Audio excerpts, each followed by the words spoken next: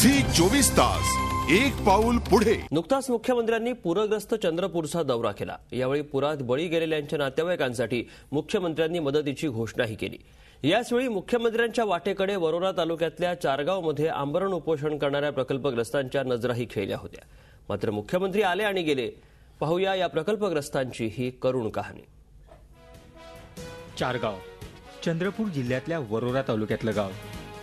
1972 साली सिंचन प्रकल्पासाठी इथल्या 60 कुटुंबांच्या शेतजमिनी सरकारनं अधिग्रहित केल्या। मोबदला म्हणून गावाचं पुनर्वसन आणि घरातल्या एकाला नोकरीचं आश्वासन देण्यात आलं। 4 वर्षांनंतर चारगाव प्रकल्प उभा राहिला। धरणातून धोधो पाणी वाहू लागलं। या सगळ्या सरकारला विसर पडला तो प्रकल्पग्रस्तांचा। सरकारच्या आश्वासनानुसार नोकरी मिळवण्याची त्यांची धडपड सुरू झाली। मात्र 40 वर्षांनंतरही नोकरीचं आश्वासन सरकारनं पूर्ण केलेलं नाही।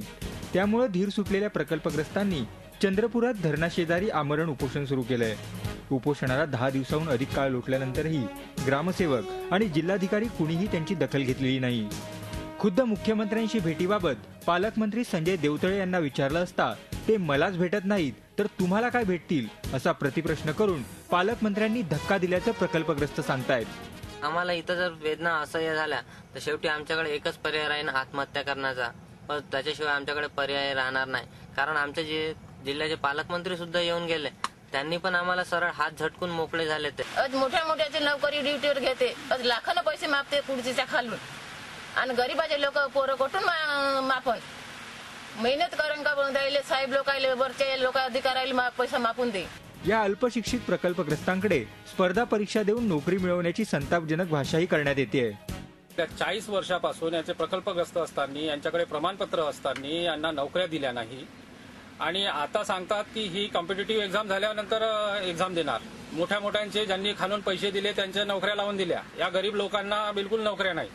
हे लोक कुठून देणार आहे? चंद्रपूर दौऱ्यात तरी मुख्यमंत्री भेट देतील अशी आस या प्रकल्पग्रस्तांना होती। मात्र त्यांची निराशा झाली आहे। त्यामुळे पालकमंत्र्यांचं ते विधान खरं होतं का? सरकार दरबारी या प्रकल्पग्रस्तांची दखल घेतली जाईल का? हे प्रश्न मात्र अनुत्तरितच आहेत। Ashish Ambade, Zee media, Chandrapur. Zee 24 तास एक पाऊल पुढे।